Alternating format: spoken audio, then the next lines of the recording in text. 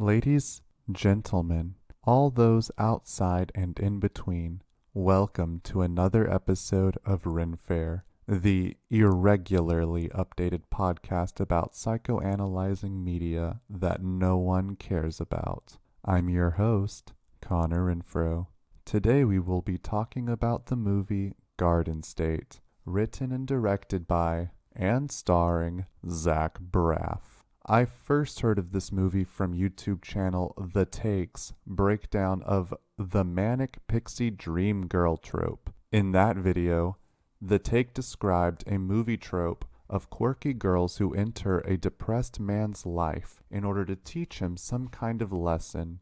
Garden State came up because Natalie Portman's character in the film exhibits all the traits of quirky, manic dream girl-ism. She throws herself onto the protagonist, doesn't really seem to have an internal life of her own, and through her, quote, crazy actions, leads our hero to realize he's missing out on life. My purpose in this essay is not to argue against this assessment. In the strictest feminist reading of this movie, Portman's character Sam is the worst of any man's fantasy girl. However, as a psychoanalyst, I have a reading that more or less necessitates the character being written this way. I have to admit, I entered this movie not really expecting much. I watched it with my roommate as part of our weekly movie night ritual. I'm the one who's in charge of picking the movies, and I had run out of ideas. I noticed this one was available through Stars, and so I chose it. I thought it was going to be some cringy college movie. The Take had shown excerpts of Natalie Portman doing these really bizarre things, and I already knew it wasn't going to be a feminist masterpiece. What I wasn't expecting was a meditation on capitalistic psychiatry and the subordination of emotion for normalcy. In context, it was much easier to see Natalie Portman's depiction of Zach Braff's interpretation of a woman as having no internal life and existing only to serve the protagonist when you realize that every character lacks an internal life and serves to lead the hero on his journey of self-actualization.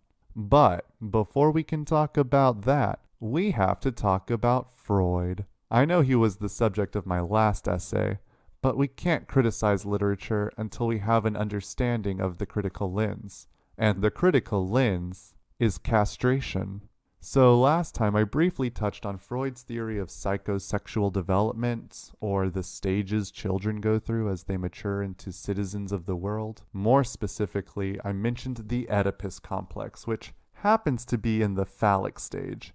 Most people familiar with pop psychology know this as, you're in love with your mom and you want to kill your dad. This is more or less what Freud theorized was happening in boys. Later on, his protege Carl Jung would invert this paradigm for women, or the Electra complex, in which girls loved their fathers and were envious of their mothers, but that's not really what I'm interested in. Let's go back to the phallic stage. This is the stage between ages 3 and 6 when children would recognize the presence or lack of a penis. Freud thought children with penises would notice that some people did not have a penis and be afraid that they would lose theirs. He also thought that the children who did not have penises would be envious of those who did, which is the popular complex known as penis envy. I'm not going to unpack all of that. We're just going to move on. The children with penises were the same ones who were in love with their mothers, but since there existed a population of people without a penis, these children thought they were in danger of losing theirs. And the one who could take away their penis was their father, the ultimate penis haver, and the one married to their mother. If the child did not give up on their pursuit of their mother, they ran the risk of being castrated by their father, and therefore would become second-class citizens like all the people who don't have a penis. Remember, Freud was active in the early 20th century when society was still sexually repressed and much more patriarchal than today. I say much more, maybe not. Freud's work did a lot to bring a lot of taboo subjects into discussion, which put them under more scrutiny and would eventually lead to reform. But while he was alive, he would treat things we now understand as constructs as fact. But let's talk about Jacques Lacan. Lacan was a French psychoanalyst and semiologist. He studied language, and he combined psychological development with language acquisition. He was also a low-key celebrity. People loved him and celebrated him, and all he did was write the most dense lectures with mathematical formulas that literally no one understands. Nobody. People will say that they know, but they don't know. Nobody knows what Lacan is saying. So what Lacan did was he took Freud's theoretical framework and made it even more theoretical and mathematical and semiological. Where Freud localized the power of the phallus in the physical sex organ of the penis, Lacan asserted that the phallus was actually a signifier of power. Is anyone even understanding what I'm saying? Well, let's have a quick sidebar about dicks. We all know that men have long dominated the power sector in society, masculinity, patriarchy, etc. So where Freud thought that the actual penis was a locus of power, or as some would interpret him, Lacan thought of the phallus as more of a symbol of power. And this really isn't as hokey as you might think it is. Think of the common lexicon. Grow a pair, man up, big dick energy. Our popular culture is pervaded with phallic energy, which is equated with power. So, if we view the phallus as a nexus of power rather than a sex organ, we start to understand how its presence or lack lends itself to critique. Lacan also updated Freud's theory of castration and the Oedipus complex, which is the basis of this essay. Freud theorized that boys were afraid of being literally castrated by their fathers. Lacan theorized that castration could be equated to any loss of power. According to Lacan, children go through a developmental phase where they recognize the power of the phallus and their mother's lack of a phallus. If we go back in time to the era when wives were completely subordinate to their husbands, this framework makes a lot more sense. Let's suppose that children born without penises, or those assigned female at birth, I'm trying to use inclusive language to explain a theoretical framework that precedes queer theory and the recognition of trans folks. But, females internalize their lack of a phallus. According to Lacan, these women will want to obtain a phallus of their own by giving birth to sons. Yes, this is very sexist. I know it comes from an older time, but if you think about history, and especially royal families and lineage, you know the pressure on women to give birth to sons. This isn't right, it isn't fair, and it may not even be the truth, but it was the dominant narrative. And it's what Freud and Lacan internalized and adapted into their theoretical frameworks. Women want to have a phallus of their own by giving their husbands a son. Husbands want sons to carry on the family legacy. Only a woman can provide that, and by holding that ability, she recognizes her avenue to power. And as master of the house, and remember Lacan came of age in the early 1900s, women had more influence over their children's development. Young boys who have been socialized to believe they will one day grow up to be powerful and influential, but are currently helpless and dependent on their mothers who are at home with them while the father is at work, will be more attached to the mother and will want to please her. The mother has pinned all her desires of power onto the son, and he in turn wants nothing more than to fulfill those desires. Here is where Lacan says that the father intervenes and shows the son he will never be the mother's phallus. Is this too weird? Like too theoretical? I can try to simplify it. The son wants to please his mom, but he realizes he can't. Probably because, he's a child and is still struggling to figure out his place in the world. I mean, we're talking about ages 3 to 6.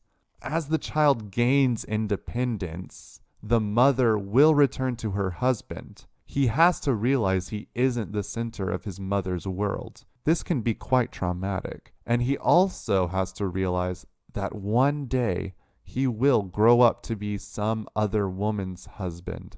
Lacan has a theory of jouissance, or existential joy, that the child loses during maturation and will spend the rest of his life trying to regain. Okay, let's just say it. To Lacan, castration is giving up jouissance, or the knowledge that the son can never be the phallus for his mother. He will never be able to please her. The fundamental joy of his life is lost, and he will never get it back. In literary criticism, castration has come to mean anything that severs a male character from a symbol of his masculinity and his power. Hamlet is castrated when his mother marries his uncle. Or a woman can be castrated by the realization that she's a woman and will be forced to be subservient to men. For instance, in Their Eyes Were Watching God, Janie has her first kiss with that boy under the pear tree, and her grandmother catches them and then practically sells Janie off to the man who will become her first husband. Logan something. Oh well. All right, let's get back to Garden State. Remember we were talking about Garden State, the Zach Braff movie? So this 2004 movie stars Zach Braff as Andrew Largeman, an aspiring actor in Los Angeles who has to return home to New Jersey for his mother's funeral. Apparently, Andrew is not on good terms with his father. Oh, and his mother drowned in a bathtub. Andrew comes home for the funeral, and the first thing we really notice about him is that he has no emotions. Absolutely none. The first shot of the movie is him riding a plane, and the plane is crashing, and everyone around him is freaking out, panicking, and he has no reaction whatsoever. Of course, this is all just a dream, but it's a pretty good introduction to what he's like. He doesn't cry at his mother's funeral. He has no emotions while his relatives talk at him.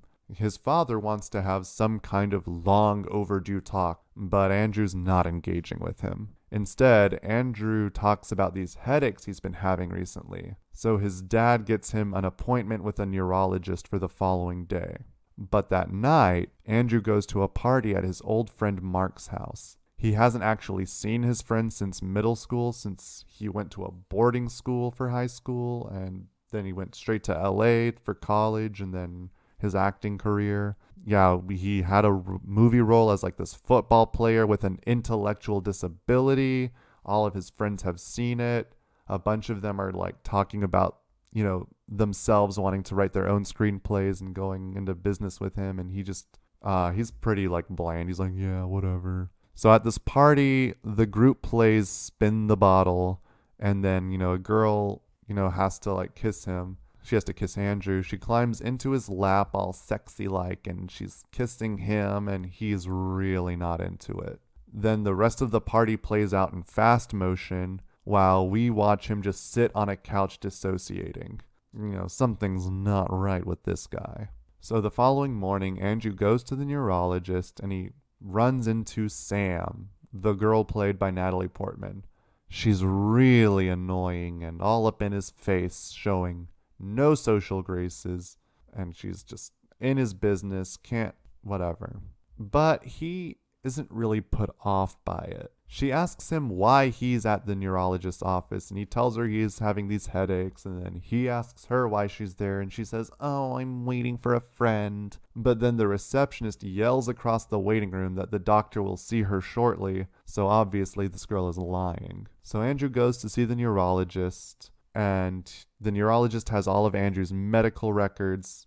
And this is when we learn that Andrew has been taking lithium and antidepressants since a very young age. Now, if you're not familiar, lithium is a very potent mood stabilizer that has been used historically to treat bipolar or severe depressive disorders. We also learn that Andrew's father is his psychiatrist. And also, Andrew has stopped taking these medications since returning to New Jersey at the start of the film. The neurologist gives a little speech that, I found really refreshing. Basically all the pills in the world aren't going to help you if you're not also in talk therapy addressing the underlying issues. But, maybe that's a discussion for another day. The takeaway from the neurologist scene is that Andrew has been prescribed by his own father a ton of mood stabilizing drugs meant for only the most severe disorders, and that Andrew stopped taking them at the beginning of the movie. Oh, and also these pills will kill your sex drive and make it impossible to maintain an erection, which I think was meant to explain how flaccid Andrew was at last night's party. So after the appointment, Andrew runs into Sam again and he gives her a ride home from the neurologist's office. And we learn that she's a pathological liar, but she always feels guilty and confesses the truth later.